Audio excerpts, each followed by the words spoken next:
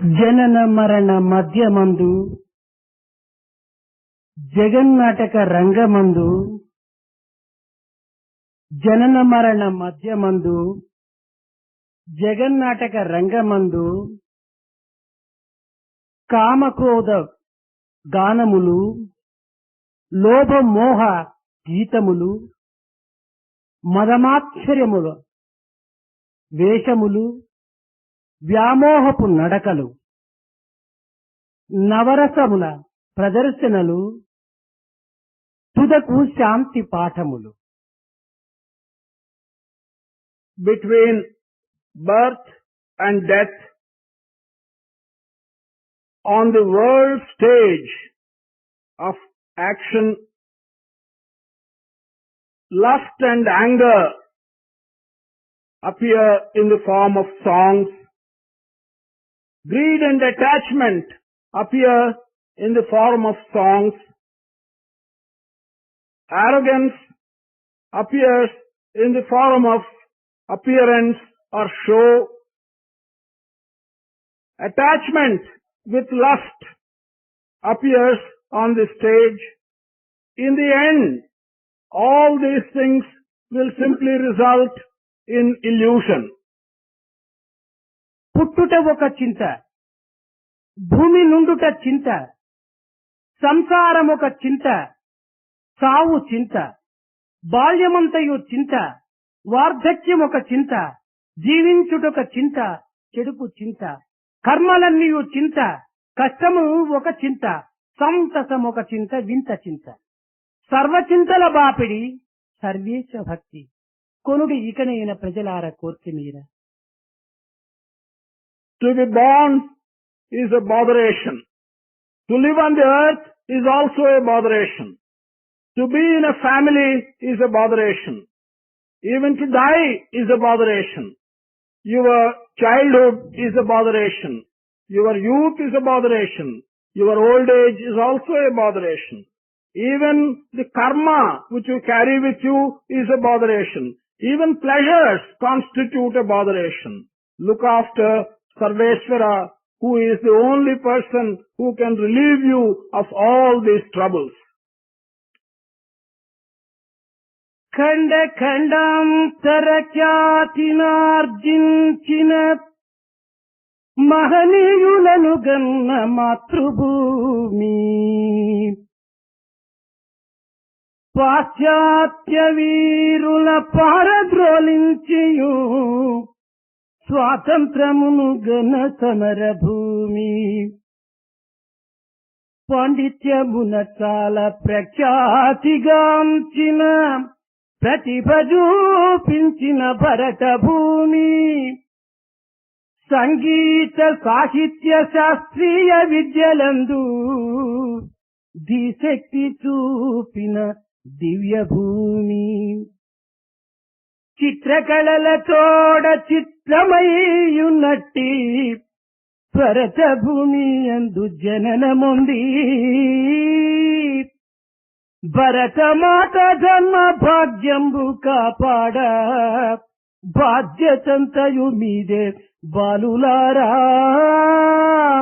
బాధ్యతంతయు మీదే బాలులారా. All the world over and beyond the limits of our own country, in many continents, our country has acquired great fame. Our motherland has given birth to many noted and great people. We have been also able to defeat the Western rulers and drive them away and acquire independence for our country. In learning and knowledge, we have acquired far-reaching fame, and we have been known for many different kinds of abilities.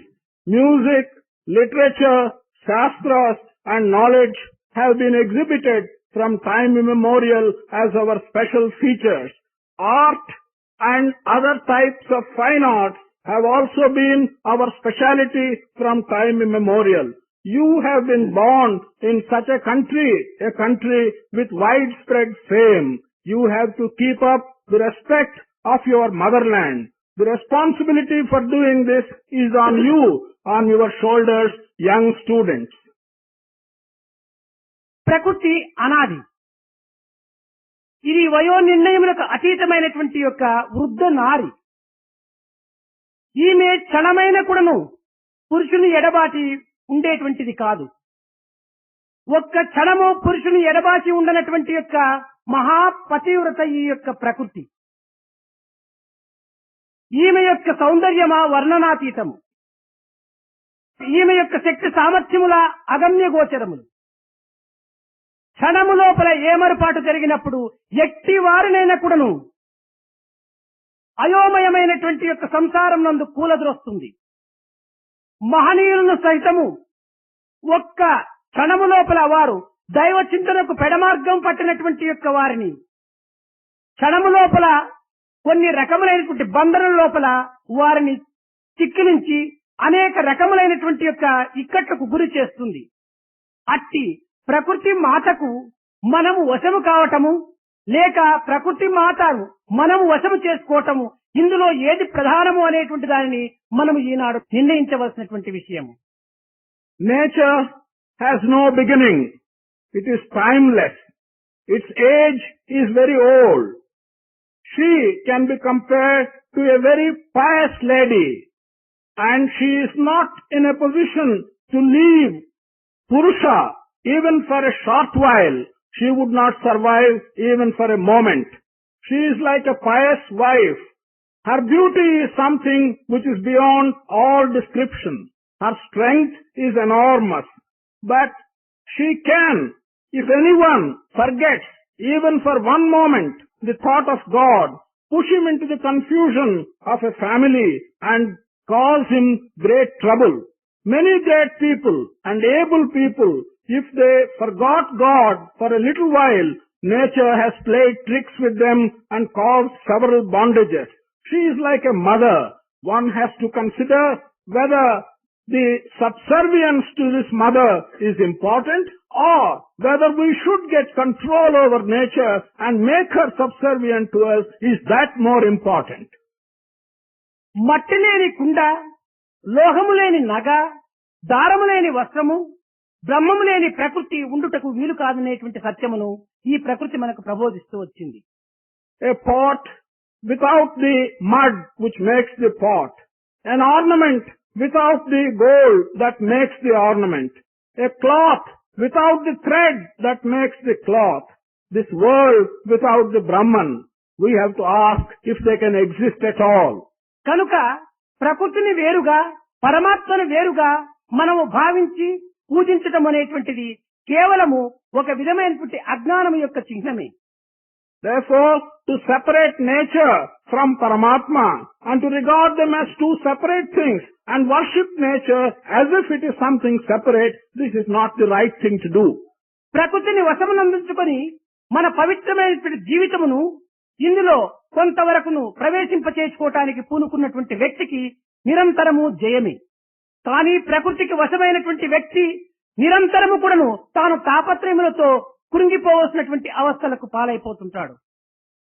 An individual who can keep nature under his control and he lead a sacred life, for that individual victory is always available. But if this individual becomes subservient to nature, then he will have to meet anxieties and troubles at all times. మానవుడు లోకమునందు ఎట్టి కార్యమునందైనా విజయమును సాధించదలిసినటువంటి వ్యక్తి ప్రకృతిని వశము చేసుకున్నప్పుడే ఇందులో విజయాన్ని సాధించడానికి వీలవుతుంది. అయితే ప్రకృతి ప్రజల యొక్క సొత్తు కాదు, లేక వ్యక్తి యొక్క సొత్తు కాదు. ప్రకృతి పరమాత్మని యొక్క సొత్తు. పరమాత్మని అనుజ్ఞను వడసి ఈ ప్రకృతిని మనము అనుభవించుకోవటానికి తగినటువంటి అధికారం మనకున్నది. Man, if he wants to acquire victory in any task in this world, he will have to keep nature under his control. But to keep nature under his control, he should remember that nature is not the property of the individual. It is not even the property of all the people put together. Nature belongs to God. Therefore, if you want to keep nature under your control, you will have to do so after earning God's grace and with His permission. భగవత్ అనుజ్ఞను పొంది ప్రకృతిని మనం అనుభవించుకోవడానికి పూనుకున్నప్పుడు ఆ ప్రకృతి కూడాను మన ఇష్టములకు లోబడి మనకు తగినటువంటి ఆనందాన్ని కూడాను అందించడానికి పూనుకుంటుంది. If after acquiring and earning God's grace, then you undertake to enjoy nature or use nature for yourself, nature herself will enable you to do so. ఈనాడు అధికారి అయినటువంటి భగవంతుని విస్మరించి కేవలము మనకు ప్రకృతియే కావాలని ప్రకృతిని మాత్రమే విశ్వసించి ఈ ప్రకృతిని అనుభవించుకోవటానికి తగినటువంటి ప్రయత్నములు సలపటం చేత మనము ఇందులో పరాభవమును పొందుతున్నాము, అపజయమును అందుకుంటున్నాము. Today, by neglecting and forgetting God, who really is the Lord of nature, and believing that nature is the only thing which is important, and we are attempting to use nature for ourselves in that context, the result is that we are getting defeated. We are not able to enjoy or use nature for our purpose. దీనికి రామాయణమే మనకు సరి అయినటువంటి ప్రమాణము. For this, Ramayana gives us the best possible illustration. అనేక శక్తి సామర్థ్యములు కలిగినటువంటి వాడు, అనేక యజ్ఞయాగాది క్రతువులు ఆచరించినటువంటి వాడు, సర్వ విద్యల యందు కూడాను ఉత్తీర్ణుడైనటువంటి వాడు, మహా శక్తి సామర్థ్యములు కలిగినటువంటి వాడైనటువంటి రావణుడు రాములను ధిక్కరించి కేవలము సీతనే కావాలని కోరటం చేత తాను ఏమాత్రము కూడాను సీతను దక్కించుకొనలేక చిక్కించుకొనలేక కట్ట కడపటకు తన యొక్క రాజ్యమును తన యొక్క ప్రజలను కూడాను తాను భస్మము చేసుకొని తనను కూడాను తన యొక్క తత్వమును కూడాను భస్మం రణించుకున్నాడు. Ravana had all the powers. Ravana performed many yajnas and yagas. Ravana knew all branches of knowledge that one could learn. He was a very able person. In spite of all these abilities and acquisitions, he did not care for Rama, the Lord. And he wanted to enjoy and use Sita for himself. But he could not succeed. He could not get her. Not only did he not succeed in fulfilling this desire of his, he lost his kingdom.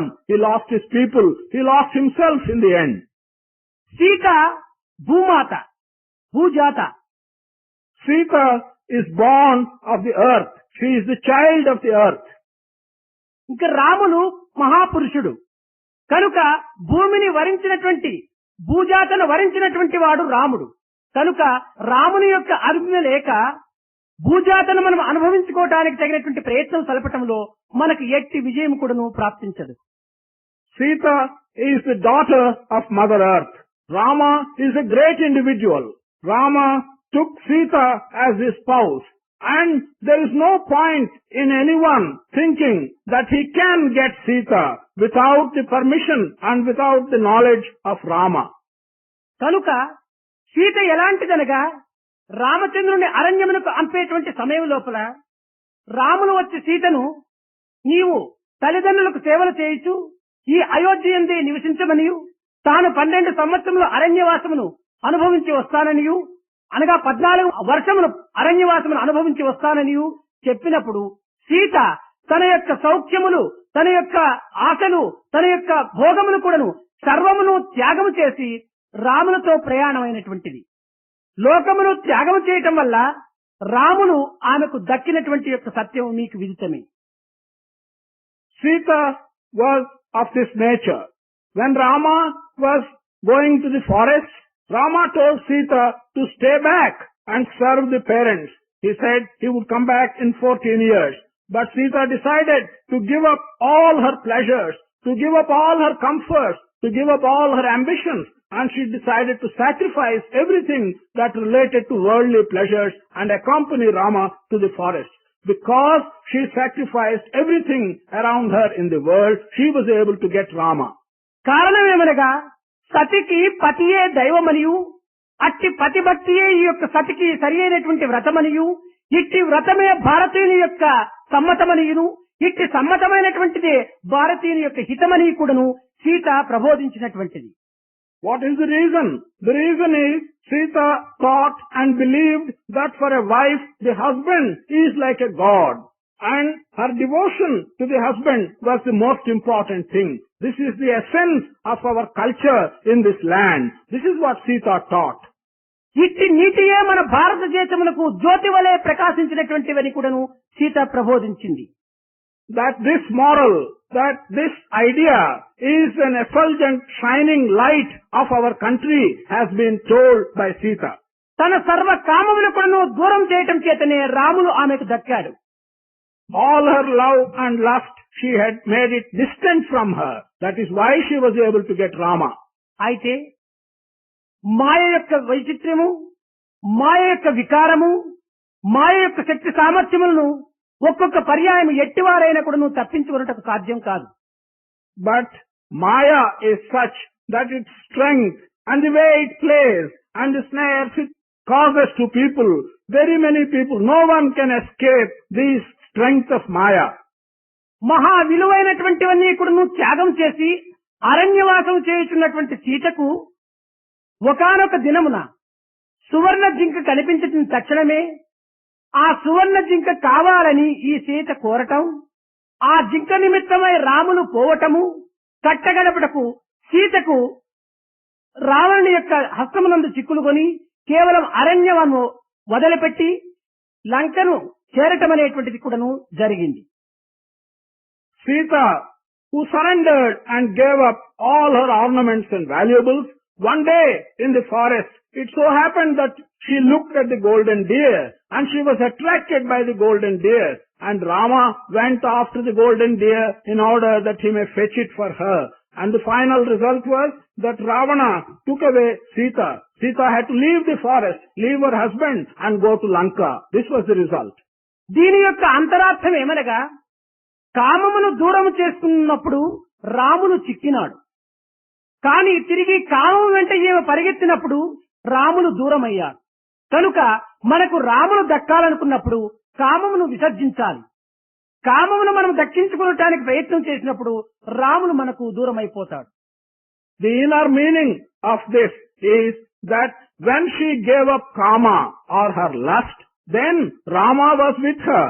On the other hand, the moment she developed some kama or affection to this golden deer, then Rama became distant from her. It simply means that if you want Rama to be with you, you will have to give up completely kama. On the other hand, if you let kama come anywhere near you, Rama will go distant from you. అందువలననే ఆశకు దాసుడైన జగమంతటికి తన దాసుడే కదా. ఆశ జయించు వారికి అనయమ్ములు దాసులు లోకులెల్ల. ఆశకు దాసుడైతే జగమంతటికి కూడాను తాను దాసుడైపోతాడు. ఆశనొక్కదాన్ని జయించుకుంటే జగమే తనకు దాసత్వాన్ని వహిస్తుంది. That is why we say that if we become subservient to our desires, then we become subservient to the whole world. On the other hand, if we can control and conquer our desires, then the whole world will become subservient to you. ఇట్టి వైరాగ్యమును మనం పొందే నిమిత్తమై వేదాంత మార్గమునందు సాలోక్యము, సారూప్యము, సామీప్యము, సాయుధ్యము అనేటువంటి 4 మార్గములు 4 యొక్క విధములుగా మనకు అందిస్తూ వచ్చారు. In order that you may be able to earn this detachment or vairagya, Vedanta has taught a 4-fold path, 4 different paths. These 4 different paths are referred to as Salokya, Samipya, Sarupya and Sayujya. అయితే ఈ వైరాగ్యం అన్నటువంటిది జ్ఞాన సహితమైనటువంటి వైరాగ్యంగా ఉంటుండాలి కానీ జ్ఞానరహితమైనటువంటి వైరాగ్యం ఉండకూడదు. ఇట్టి జ్ఞాన సహితమైనటువంటి వైరాగ్యమునే పరావైరాగ్య అని కూడా పిలుస్తూ వచ్చారు. However, this detachment should be something which is also associated with wisdom. If the detachment is not associated with the necessary wisdom, that will not be a desirable thing. This detachment associated with wisdom has been referred to as a vairagya of a high order or a higher order. స్థూలమునే సాలోక్యమని, సూక్ష్మమునే సామీప్యమని, కారణమునే సారూప్యమని ఈ 3 యొక్క వివరమును గుర్తించి వారి యొక్క రహస్యమునంతా కూడా చక్కగా తెలుసుకొని విషయ సంబంధమైనటువంటి వాటిని ఛేదించిన తరువాత పవిత్రమైనటువంటి యొక్క మహాకారణ స్వరూపమైనటువంటి యొక్క సాయుధ్యం ప్రాప్తిస్తుందని కూడాను ప్రబోధించారు. They have taught us in these ancient texts that Salokya is something like the gross attempt, the gross body. On the other hand, Samipya is subtle. It's like the Sukshma Sarira.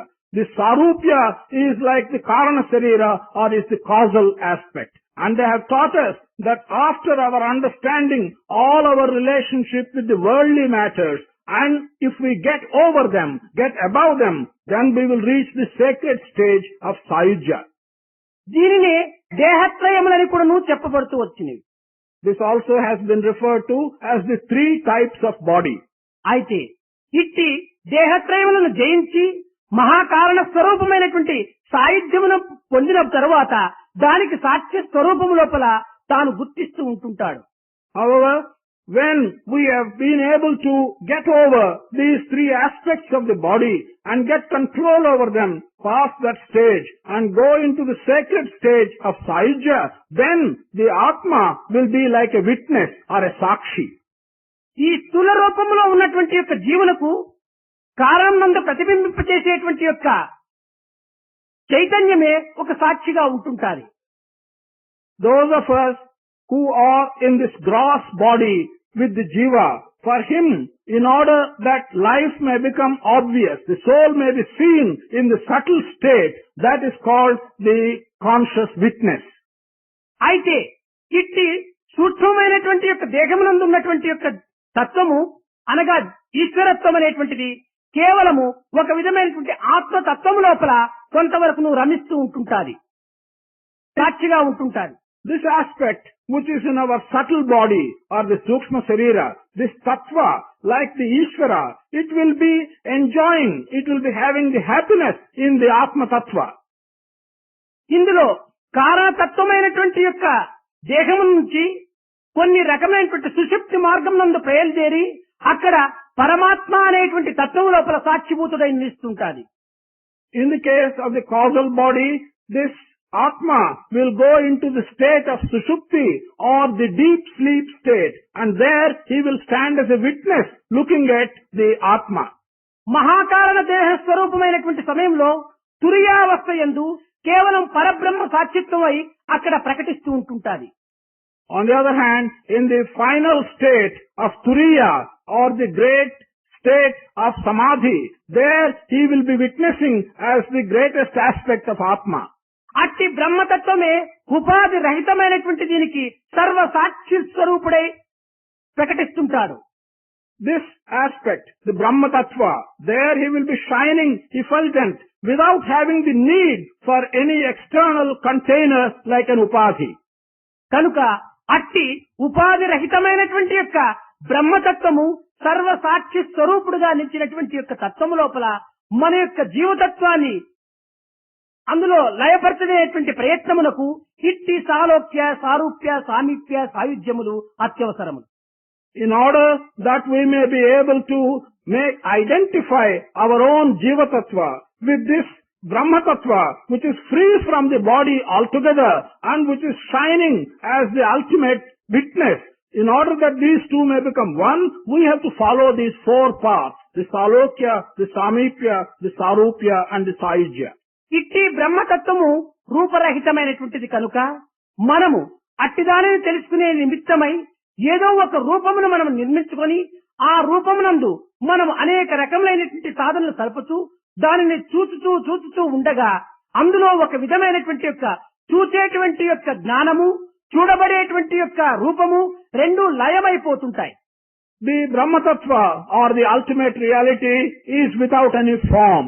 In order that we may realize this Brahma Tattva, which has no form, as an intermediate step, we create some form and we go on looking at that form which we create for ourselves as a step. As you look with your wisdom at this form, your wisdom of looking at it and the form itself, they gradually merge into each other. మనము అనిత్యమై అశాశ్వతమై క్షణభంగురమైనటువంటి యొక్క అనుభూతిని నిత్య సత్య నిర్మలమైనటువంటి యొక్క శాశ్వత అనుభూతి కింద కూడా మార్చుకోవటానికి ఒక ఆధారం అవసరం. We do need some kind of a path, some kind of a support which we have to use in order to change our own temporary and our own untruth, the aspects of ourselves, into something which is permanent, something which is truthful. We need some kind of a support. ఆధారము లేక ఆధేయమును మనం పొందడానికి వీలు కాదు. Without putting your mind on something as a definite thing, you cannot possibly reach the end, the object of your purpose. స్థూలమైనటువంటి యొక్క రూపమును మనం ఒకదాని ఆధారం చేసుకొని దీనిని సూక్ష్మమైనటువంటి కారణమైనటువంటి మహాకారణమైనటువంటి యొక్క స్వరూపంగా కూడా దీన్ని మార్చుకోవటానికి తగినటువంటి యొక్క శక్తి సామర్థ్యములను సంపాదించుకోవచ్చు. We will have to have some definite form, some gross form of the body as our temporary object. And through the subtle body, the causal body, and the special high type of causal body, through these things it is possible for us to reach the object of our jhana. అదే శాశ్వతమైనటువంటి యొక్క స్థితి యందు కూడాను మనం అనుభవించవచ్చు. We can also enjoy it in a permanent state of mind. దీనికి ఒక చిన్న ఉదాహరణము. There is a small example for this. మనము ఇప్పుడు ఈ యొక్క పెండాల లోపల మనం అనేక మంది కూర్చొని ఉంటున్నాం. We now at this moment, so many of us are sitting in this pandal. అయితే ఎవరికి వారు చింతించినప్పుడు నాతో అనేక మంది ఉంటున్నారు ఈ పెండాల్లో. ఇందులో స్వామి కూడాను స్టేజికి ఎక్కి మాట్లాడుతున్నాడు. ఈ స్వామికి స్టేజి పైన చూడటము, ఈ అనేక మంది తనతో చేరినటువంటి వారు ఈ పెండాల్లో ఉండటము తాను ప్రత్యక్ష అనుభూతి. For each one of you, that there are all the others sitting in the pandal along with you, that Swami is speaking on the stage, all these things go together, and that is a direct experience to each one of you right now. అయితే ఇంతమంది వ్యక్తులతో స్వామి యొక్క సంభాషణ వింటూ నీవు పెండాలు లోపల ఉంటున్నావు. But you, along with all these individuals, listening to Swami's discourse, you are now in the pandal. అయితే ఈ పెండాల లోపల ఉండేటువంటిది ఎంతసేపు, ఏదో ఒక గంట అని ఒక నిర్ణయమైనటువంటి టైంను మనము నిర్ణయించుకోవచ్చు. But how long are you staying in this pandal? It must be for some specific time, maybe 1 hour or so. కాలమునకు మన యొక్క అనుభవమునకు ఒక విధమైనటువంటి హద్దులు ఏర్పరచుకోవచ్చు. We can put in some limitations to our own experience and also to the time during which we have had this experience. అయితే నీవు నీ స్వస్థానమునకు వెళ్లిన తర్వాత, ఏ యొక్క ఢిల్లీనో ఏ కలకత్తాకో నీవు వెళ్లిన తర్వాత ఈ పెండాల్లో మేమందరూ కూర్చున్నట్టుగాను స్వామి సంభాషణ జరుపుకుంటున్నట్టుగాను ఇవన్నీ కూడా నీవు చింతించినప్పుడు నీవు నీ యొక్క హృదయంలో ఈ పెండాలు, ఈ జనము, స్వామి నీ హృదయం లోపల నిలిచిపోతుంటారు. However, when you go back to your home, maybe in Delhi or maybe in Calcutta, and you think of this particular experience, that you were sitting in this pandal and that all were sitting along with you and that Swami was giving you a discourse, think of it. Then in your heart, all this experience will become imprinted. అనగా పూర్వము నీవు నీతోడి యొక్క విద్యార్థులు ఈ యొక్క పెండాల లోపల ఉండటము, అది కొంతకాలం మాత్రమే నిర్ణయం కావటము, నీవు నీ స్వస్థానములకు వెళ్లిన తర్వాత నీ జీవితంలో ఎప్పుడు ఈ దృశ్యాన్ని నీవు చింతించినప్పటికీ ఈ పెండాలు, ఈ ప్రజలు, ఈ స్వామి నీ యొక్క హృదయం లోపల శాశ్వతంగా నిలిచిపోవటము, దీనికి ఎంత మార్పుగా ఉంటుందో అది యోచించుకోవచ్చు. This means your prior experience of sitting in this pandal for a limited time, having your experience for a limited time along with all others sitting with you and Swami giving you a discourse, while the actual experience was for a short duration, when you have gone back home, that you are able to recollect it in your heart, means that this has become a permanent picture in your heart, and all your life you can recall it to your memory. You can understand what the permanency of that picture is. ఇది ఒక ఆధారమైనటువంటి యొక్క ఈ సమావేశంలో నీవు పాల్గొనటం చేతనే కదా ఆధేయమైనటువంటి శాశ్వతమైనటువంటి picture నీ హృదయంలో నిలిచిపోవటం. Because you have participated in something which is the basis in this particular congregation in this pandal, this basis becomes the object and remains permanently in your mind. కనుక మొట్టమొదట మనం ఏదో ఒక దానిలో ఉండటము, తదుపరి దానిని మనలో చేర్చుకోవటము, తదుపరి మనమే అదైపోవటము.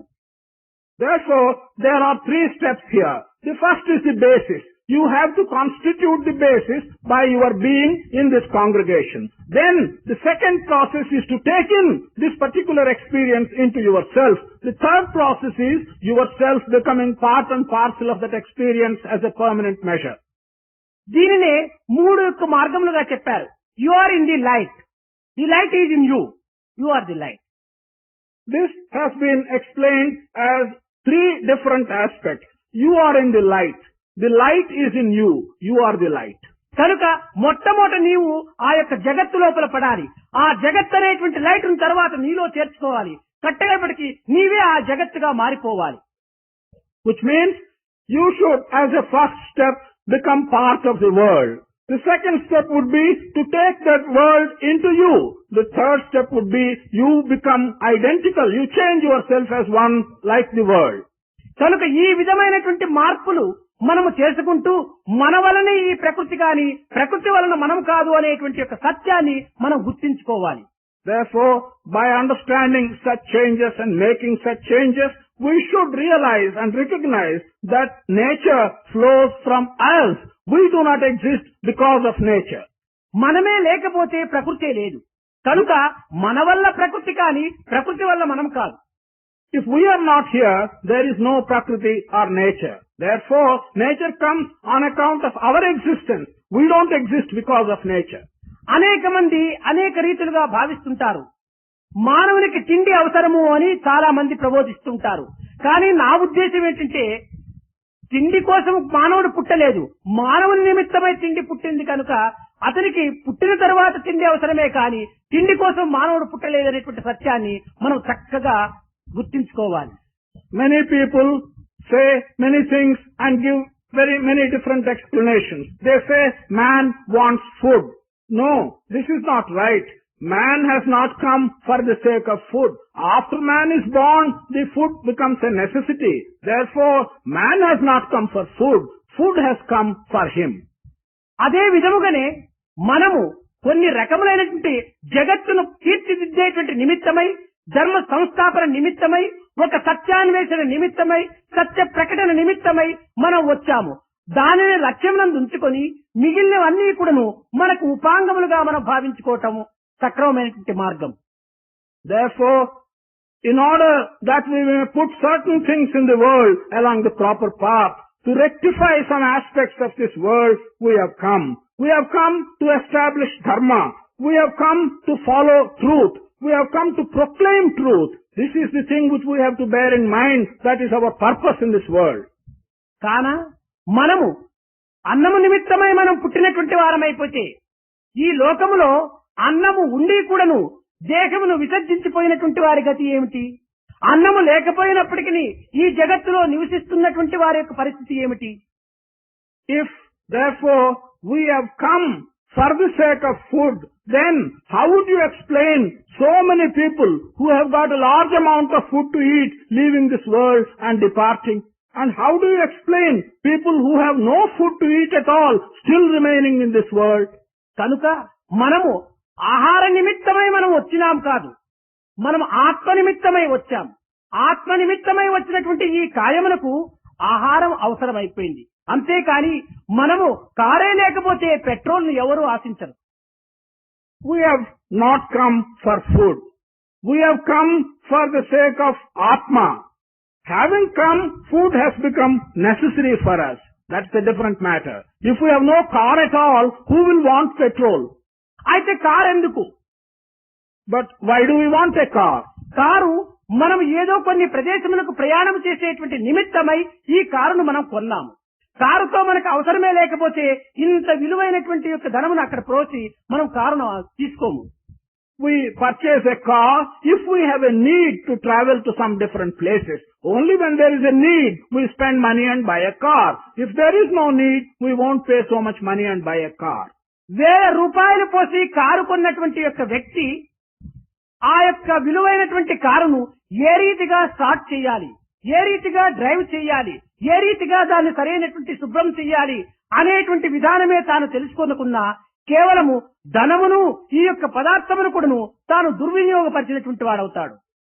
An individual who spends thousands of rupees and acquires a car if he does not understand how to start a car, or how to drive a car, or how to keep the car clean, then that individual will be one who has wasted all his money and effort on that car. అదే విధముగానే అనేక జన్మముల యొక్క పుణ్యధనము అనేటువంటి దానిని ప్రోగు చేసి ఈ దేహము అనేటువంటి రథాన్ని మనం అందుకున్నాం. ఈ రథమును ఏ రీతిగా మనం ఉపయోగించుకోవాలి, ఈ రథమును ఏ రీతిగా మనం సరైనటువంటి కండిషన్ లో పెట్టుకోవాలి, ఈ రథమును ఏ మార్గమునందు దీన్ని నడిపించుకొని మనం సక్రమమైనటువంటి యొక్క స్థానం చేరాలి అనేటువంటి విషయం మనకు తెలియకుండా పోయినప్పుడు ఇంకా ఈ రథము కానీ ఈ యొక్క రథమును కొన్నటువంటి యొక్క పవిత్రమైన పుణ్యధనము కానీ మనం వృథాపరుచుకున్నటువంటి వారమైపోతాం.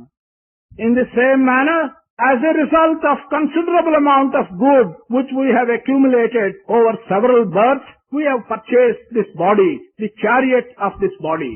If we do not understand how to use the chariot of this body, how to keep it in good condition, how to move it along on the roads properly, from preventing it from destroying, if we do not understand this, the purchase of the chariot and the amount of good that you have acquired over several births, all this becomes a waste. కనుక మొట్టమొదట మనము దేహమును సరి అయినటువంటి ఆరోగ్యవంతమైనటువంటి దేహంగా మనము చక్కగా దీన్ని పరిశుద్ధపరచుకోవాలి. We have therefore, at the very first instance, make our body a healthy body. దీనిని ధర్మ అర్థ కామ మోక్షానాం ఆరోగ్యం మూలముత్తమం అన్నారు. ఆరోగ్యం ఈ యొక్క ధర్మార్థ కామ మోక్షములను మనం సాధించడానికి ఆరోగ్యం అవసరం.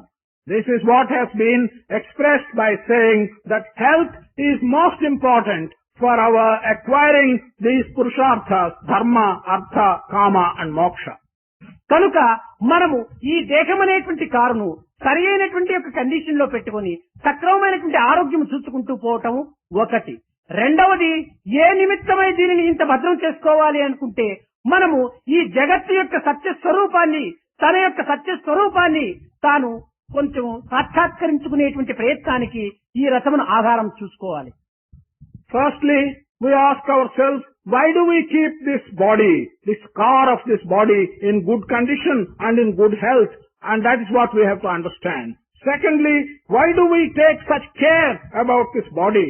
It is for knowing the truth that lies behind this world. These two things we should understand. పరోపకార సంబంధమైనటువంటి యొక్క సత్కర్మల యందు, పవిత్రమైనటువంటి యొక్క సత్కర్మల యందు, కొంత లోకములకు సత్యమును ప్రకటించేటువంటి యొక్క మార్గమునందు, పవిత్రమైనటువంటి దైవ శక్తులంతా కూడాను సమత్వమైనటువంటి దివ్యత్వాన్ని చాటేటువంటి యొక్క కార్యములందు ఈ యొక్క దేశమనేటువంటి దానిని చేయాలి.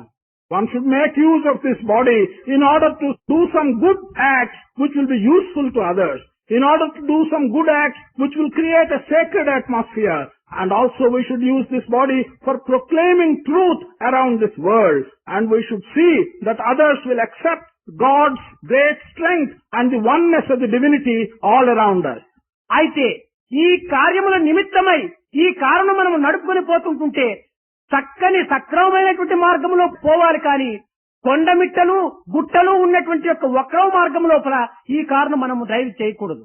If we are going to drive this car, the car of our body, we should take proper path. We should go along smooth and good roads. We should not take this car along ups and downs on the hills and rivers. దుర్గుణములు, దురాలోచనలు, దుస్సంగములు, దుర్భావములు ఇలాంటి యొక్క మార్గముల యందు ఈ యొక్క కారును నడపడానికి పూనుకోకూడదు. We should not make an attempt to drive this car where there are bad qualities, where there are bad ideas, and where there is bad company. ఇలాంటి పవిత్రమైనటువంటి రీతి కింద మన యొక్క కారును సక్రమంగా చూసుకుంటూ ఈ జీవితం లోపల మన ఈ జగత్తుకు వచ్చినందుకు మన పవిత్రతను ఏదో ఈ జగత్ అనేటువంటి యంత్రంలో ఒక చిన్న చిన్న పార్ట్ గా మనం భావించైనా కూడాను మన యొక్క కర్తవ్యాన్ని మనం నిర్వర్తించుకోవటానికి పూనుకోవాలి. Looking after this car of our body in this sacred manner, and looking after this in a sacred aspect of the world, and avoiding bad ideas and bad company, we should regard our own life as a small part of this world and do our duty. ఇట్టి అద్వైతం అనేటువంటి దానిని లక్ష్యం అందించుకొని ద్వైతము లోపల మన యొక్క విచారణను ప్రారంభించాలి. While having as our ultimate objective this notion of non-duality, we should carry on our enquiry in the phase of duality. ద్వైతములో మనం విచారణ సరిపినప్పుడే అద్వైతం అనేటువంటిది మనకు స్పష్టంగా గోచరిస్తుంది.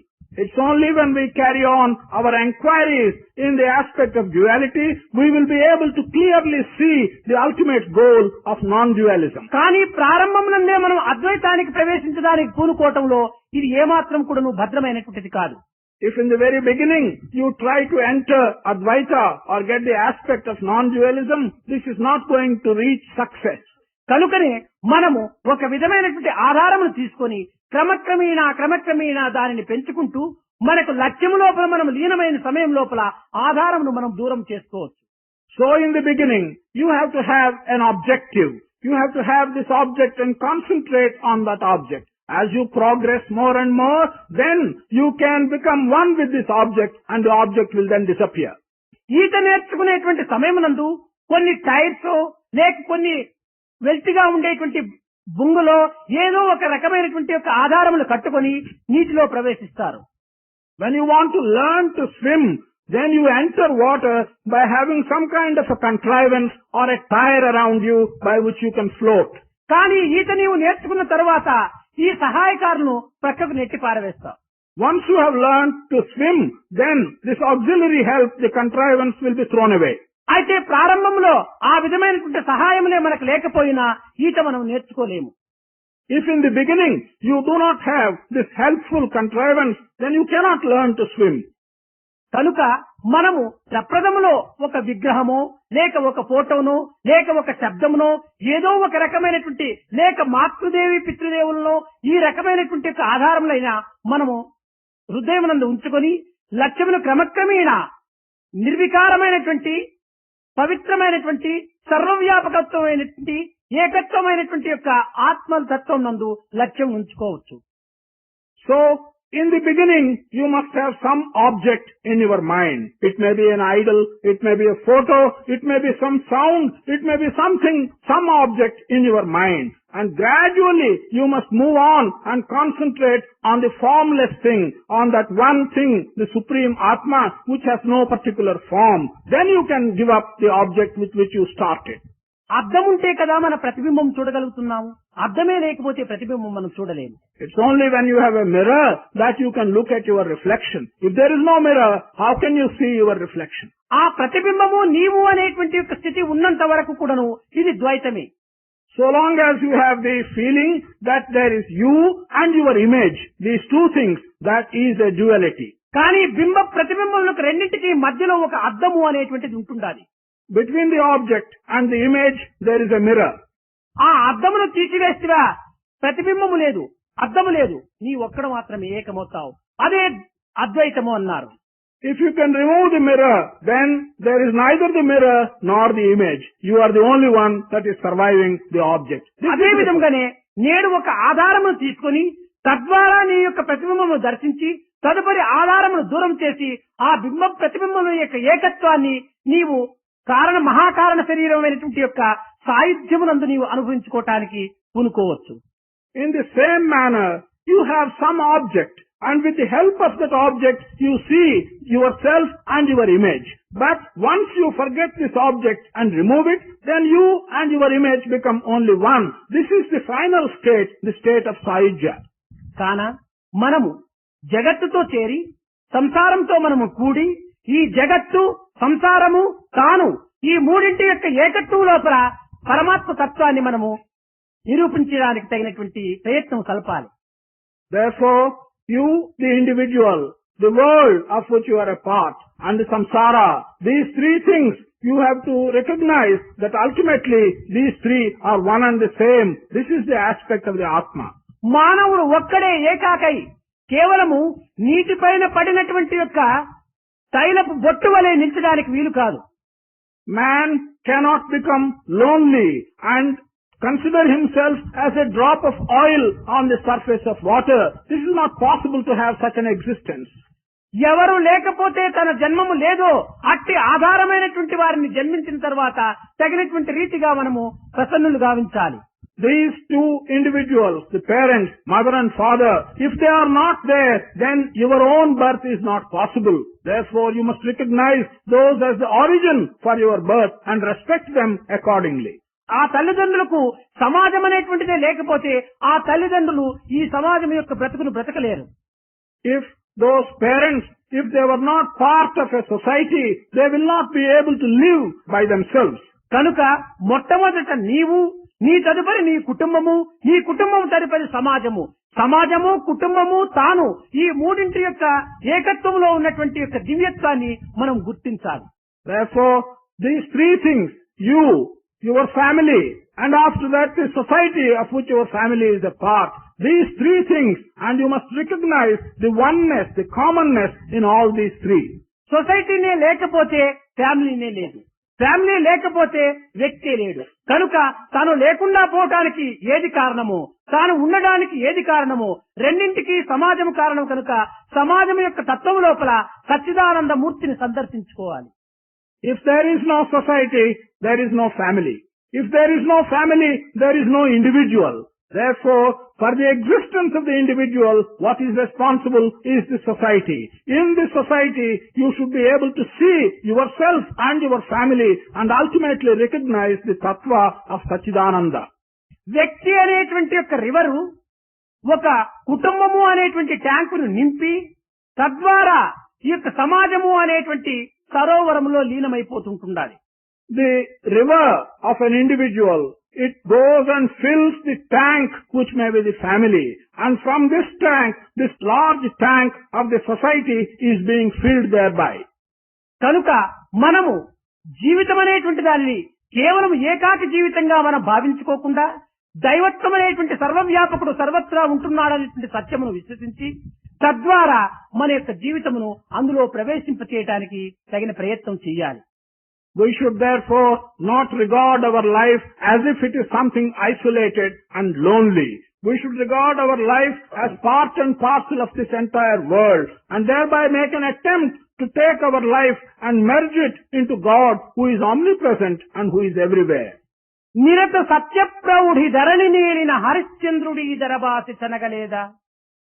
లోకములో మనము అన్ని రకములైనటువంటి యొక్క శక్తి సామర్థ్యములు మనం పెట్టుకున్నామంటే ఇవి ఏనాటికైనా ఒకనాడు మనం వదిలిపెట్టి పోక తప్పదు. కనుక మనము ఇట్టి దీనిని సత్యముగా మనం విశ్వసించక సత్యమైనటువంటి యొక్క దైవమును మనము హృదయపూర్వకంగా విశ్వసించి తద్వారా ఈ మిథ్యమైనటువంటి జగత్తును అనుభవించుకోవటానికి తగిన ప్రయత్నం చేయాలి. Do we not know that Harishchandra, Satya Harishchandra, who once ruled the country and who enjoyed a kingdom, had to leave all that and leave the world? We have therefore to recognize the truth that one day or other everyone has to leave this world. We should have faith in God, which is the only permanent truth. ఎల్ల లోకములేలే ఎసుగు శ్రీ నలరాజు తన వెంట భూమిని గొనుచుచనెనా కృతయుగమ్మునకు అలంకృతి చేయు మాధాత సిరిమూట గట్టుక నరుగజనన జలది సేతువు కట్టే అలనాటి శ్రీరాముడిప్పుడు రూపైనున్నవాడా ఎందరెందరు రాజులు ఏగినారో ఒక్కరును వెంట కొనిపోవరి ఉరివి తలము మీరు మాత్రము ఈదు రాజ్యము తలను గట్టుకపోదురా ధర్మ హృదయ అన్నారు. Nala, who ruled over the entire world, could he carry anything of his riches or kingdom with him when he left the world? Sri Rama and Krishna, who have done so much, who have built bridges across oceans, what have they been able to take along with them when they gave up this world? Many kings have not been able to take any part of their kingdom or wealth when they left this world. You people, what are you going to carry with you when you leave this world? అయితే వారు ఈ లోకమును వదిలిపెట్టి వెళ్లే సమయంలో లోకమునకు ఒక పవిత్రమైన ఒక శాశ్వతమైన సత్యమైన ఆదర్శములను లోకులకు అందించిపోయినారు. However, when these people left the world, they handed over some sacred ideas, some permanent ideas as ideals to people who live in this world. కనుక మనం అందించేటువంటిది పవిత్రమైనటువంటిదిగా ఉంటున్నప్పుడే మనము ఈ దేహమును ఈ లోకము నుంచి వీడినప్పటికీ మనము జీవించినటువంటి వారముగానే అవుతాము. కానీ అట్లు కాకుండా లోకమునకు కీడును తలపెత్తూ లోకమునకు అపకారమును సలుపుతూ మనము జీవించి ఉండినప్పటికీ ఇది కేవలం లివింగ్ డెత్ అనే చెప్పవచ్చును. Therefore, provided one hands over noble ideas and maintains the ideals that are sacred, even if you leave the body, that person will live permanently. On the other hand, if an individual causes harm, causes hurt, does bad things, even if he is alive, it is as good as living death. కనుక మనము పవిత్రమైనటువంటి మానవ జన్మం ఎత్తినందుకు, ఈ జగత్తులో, ఈ సమాజంలో ఇలాంటి పరిస్థితిలో మనం పుట్టినందుకు ఏ కించిత్తైనా కూడాను మంచిని చేసి, ఏ కించిత్తైనా కూడాను మంచిని అనుభవించి మన దేహమును వీడటం లోపల ఈ జన్మకు సార్థకం ఉంటుందా? Therefore, having acquired this sacred birth of a human being, right now into this world, into this society, which is in a confused state, it is good that you do even a small amount of good before you leave this body. మురళిగానలోలా నంద గోపబాల రావో రావో రాధాలోలా రాధాలోలా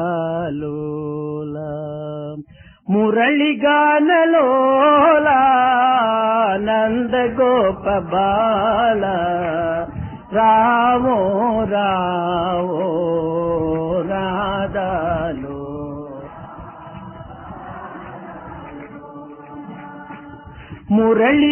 మురళిగానలోలా నంద గోపబాల రావో రావో రాధాలోలా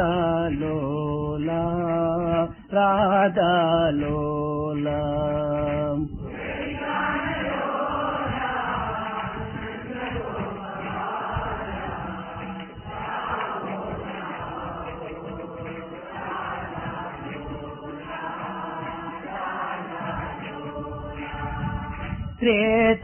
త్రేతాయుగమున సీతారాముడై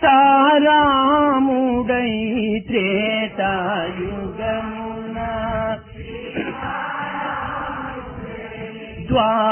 ద్వాపరయుగమున రాధాలోలుడై ద్వాపరయుగమున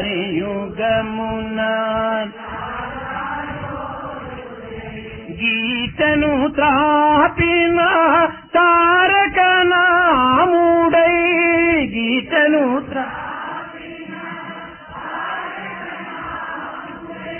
యుగ యుగ మందున తగు రూపధారియై యుగ యుగ మందున యుగ యుగ మందున తగు రూపధారియై యుగ యుగ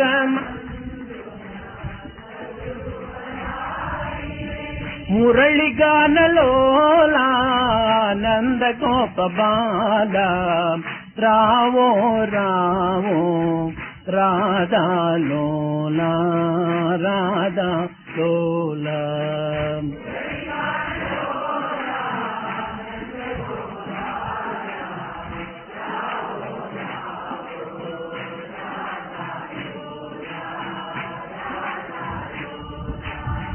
రావో రావో రాధాలోలా రాధాలోలా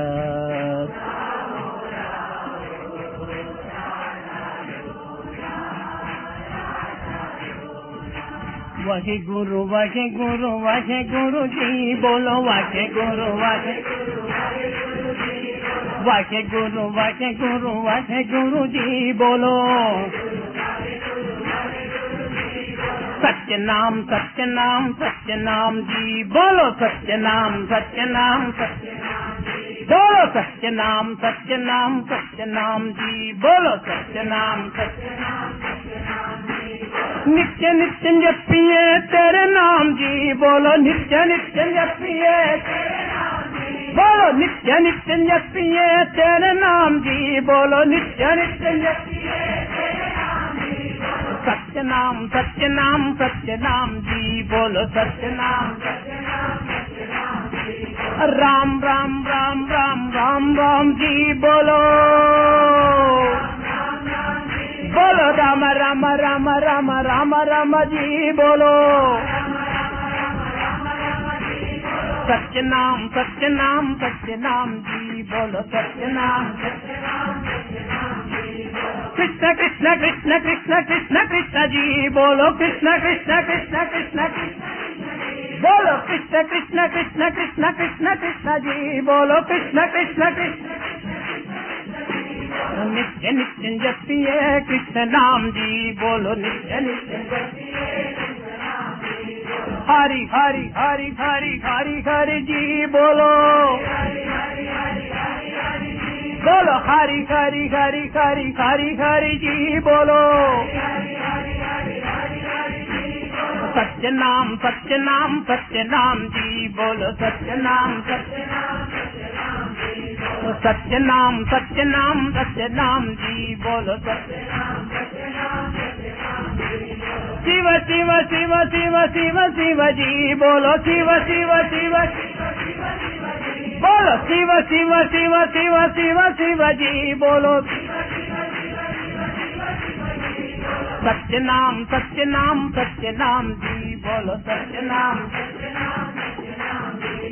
गोविंद जय जय गोपाल जय जय, बोलो गोविंद जय जय गोपाल जय जय।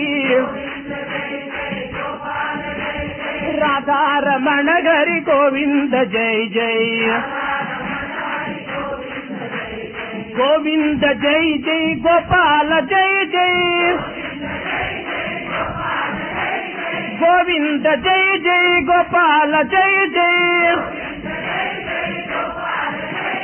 राधा रमण हरि गोविंद जय जय,